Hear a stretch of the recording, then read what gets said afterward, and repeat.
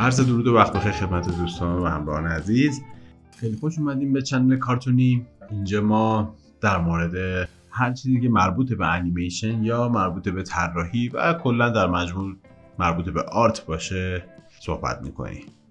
امروز براتون یه موشن گرافیک درست کردم که برای لایک و سابسکرایب و اون زدن زنگوله برای یوتیوبر هاست. حالا میخوام براتون مراحل اجرایی کارو توضیح بدم.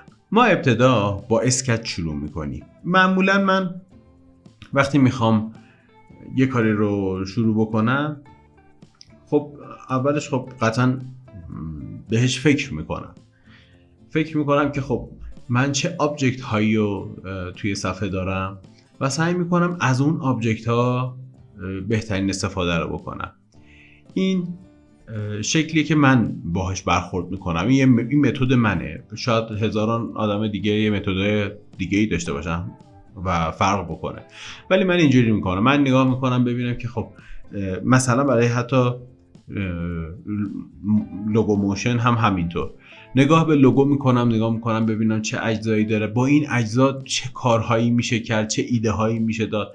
معمولا اینجوری کارو اجرا میکنم. اینجا اولین کاری که کردم این بود که خب نگاه کردم یه دونه دست داریم که به شکل لایکه و یه دونه باکس داریم که توش نوشته سابسکرایب و در نهایت اون زنگوله.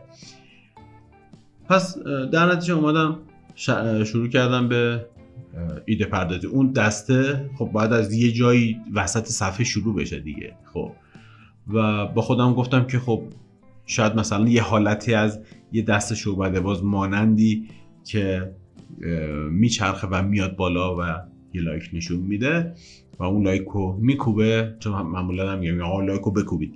اینجا منم توی این اجرا اشاره کردم به این که میکوبه زمین لایکشو و همون اونو بردم توی پروسه تبدیل شدن به سابسکرایب و با یه چرخش سعی کردم با یه چرخش خیلی سریع برسونمش به سابسکرایب و اون سابسکرایب هم در نهایت با اون افهی که دارم بهش میدم و اون حالت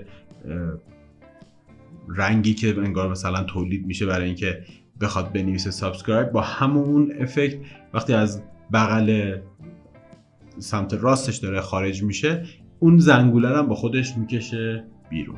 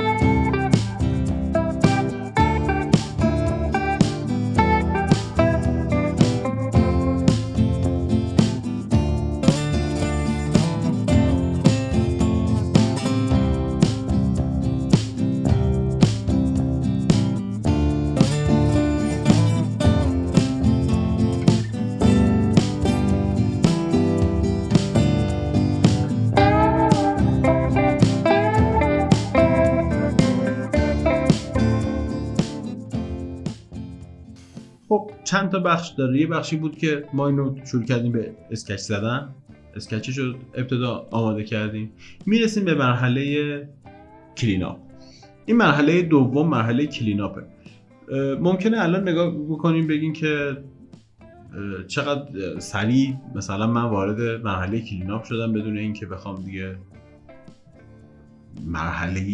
یه مرحله راف داشته باشم. معمولا توی انیمیت کردن ها من مرحله راف رو هم دارم. خب بستگی داره که اون چیزی که میخوام ببینم از آب در میاد یا نه. این دیگه به اون اتفاق مربوط میشه. اینجا چون ساده بود دیگه نیازی احساس نکردم که بخوام حالا یه بارم راف برم، بخاطر اینکه خیلی گرافیکی بود، شکل و شمایل گرافیکی بود و خب همون گرافیکو میتونم خیلی راحت حفظش بکنم با بدون اینکه بخوام یه دونه مثلا خطای اضافه بکشم و بخوام به قول معروف رندرش کنم. در اصل من معمولا این کارو موقعی که مثلا آناتومی دارم کار میکنم یا کاراکتر دارم طراحی میکنم، خب بالاخره به این مرحله میرسه که مجبورم یه بار دیگه ولی به صورت همون اسکچ انجام بدم کارو و برسونمش به یعنی یه مرحله بعدی هم وجود داره که بعدش تازه میخوام کلین آپش بکنم.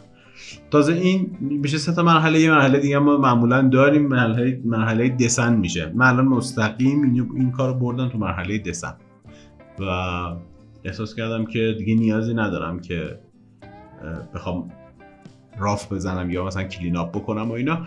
البته این به خاطر اینکه خب من سال تجربه دارم توی این عرصه و دارم کار میکنم، برای همین خیلی جاهاشو دیگه میدونستم که چه اتفاقی قراره بیفته، همون کارو کردم. البته قطعا آزمون و خطا هم داره، یه جاهاییش هم مثلا خوب از آب در نمیومد، مجبور بودم پاک کنم دوباره بکشم و مثلا اینم هستش دیگه. ولی در نهایت میخوام بگم که سرعت کار با تجربه‌ای که شما پیدا میکنید قطعا در ارتباطه و میتونید هر چقدر بیشتر کار بکنید، تجربتون بیشتر بشه، تو این مرحله سرعتتون خیلی میره بالاتر.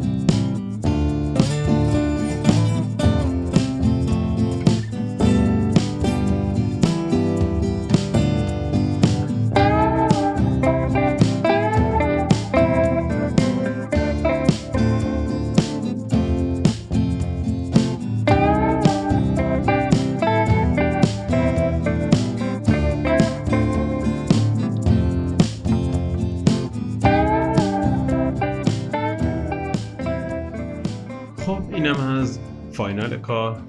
امیدوارم که به دردتون خورده باشه این موشن گرافیک و لینک دانلودش رو هم انتهای ویدیو گذاشتم. اگر که خواستید میتونید ازش استفاده هم بکنید. ممنون که تا اینجا با من همراه بودید. خوشحالم که اگر بتونم کمکی بکنم برای اینکه دوستان و همراهان من از این چنل چیزهای زیادی یاد بگیرن. تا درودی دیگر، بدرود.